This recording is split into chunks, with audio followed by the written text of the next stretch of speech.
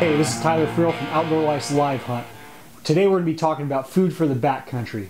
I've hunted Dall sheep now for years, and that's one of the toughest backpack hunts you can do, and knowing what food to take is crucial. Now, I'm usually out for 10 days, and it's just a super rigorous type of hunting, and you burn way more calories than you can ever really take in food, so knowing what types of food to take is just crucial. Some of the challenges of taking food into the backcountry on these hunts is you only have so much room, and generally everything you're carrying is on your back. So you've got to find foods with high calorie to weight ratios and foods that are packable and easily prepared. Now what I'm going to do is go over some of the foods that I have, not really developed, but I've found that have worked for me over the years, and I've learned little tricks and whatnot. But yeah, these are going to be some of the basic foods that I take with me on my sheep hunts. First of all, I'll start with, you get up in the morning for breakfast. Generally, I'll mostly just take oatmeal, flavored oatmeal, instant oatmeal. It's very quick to prepare. All you've got to do is heat up water, pour it in, and I usually mix in some butter with it to add calories, and it also makes it taste quite a bit better. Now, during the day, I generally tend to snack throughout the day, so I'll bring a few things with me that are high in calories, a lot of sugary stuff, for when you need those instant, real quick boosts of energy. One of the things I'll bring are granola bars. I'm not real specific on any types I bring, just whatever I think looks good at the moment. These sweet ones do have quite a bit of sugar in them, and that gives you extra calories to use. Another common thing I'll bring are just mini candy bars. They're also real handy for when you don't need a lot of food, but you just need a quick burst of energy.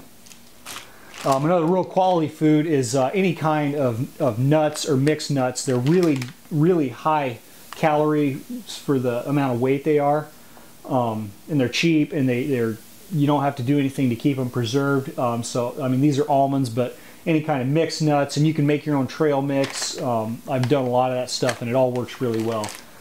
And finally, throughout the day, a lot of times I'll take drink mixes, Gatorade or Crystal Light even, and there's some really good ones on the market that are real high in calories as well. But a lot of times it's just nice to have, a little bit of extra sugar, or, just something to help, make your drinks taste better.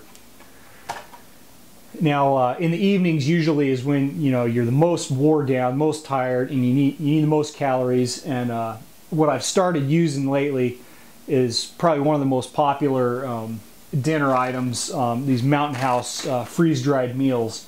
Now, the thing I really like about them is that they're very low prep. All you've got to do is boil water, pour it in, and let it sit for a few minutes, and it's ready. And they have a lot of calories. Generally, I'll eat a 2-serving share, for dinner, and it fills me up pretty well.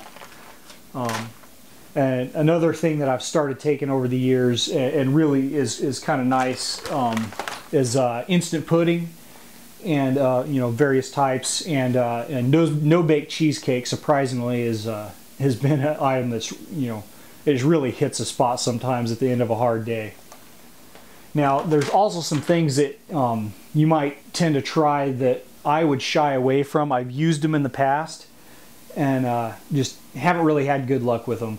The first thing is probably this stuff like these pasta mixes or macaroni. They're not too bad, and they taste good, and they smell really good when you're cooking them after a long day.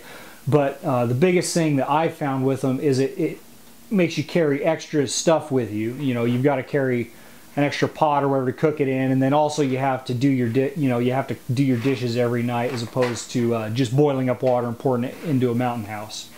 So that's why I would kind of tend to stay away from those. I just, at the end of the day, you just don't have the energy to do it. One big thing that I would stay away from is these soup mixes, ramen noodles, these type of soup mixes. They taste good, and there's nothing wrong with them as far as kind of a supplement thing, or the occasional thing, but I would not depend on them for your main food source. This stuff, one of my partners had brought it for his hunts, and he doggone near starved to death. It gave him the runs after a couple of days, and it just wasn't pretty. So I would stick with freeze-dried meals if you can. They're a little bit more expensive, but they really don't cost any more than a regular meal, and you know, it's well worth it when you're on the mountain. Now, all this stuff takes up a lot of space, and you know, packing 10 days worth of it in your pack is kind of a task. So, in the next clip, I'm going to show you how some tricks for packaging it and being able to set it in your pack.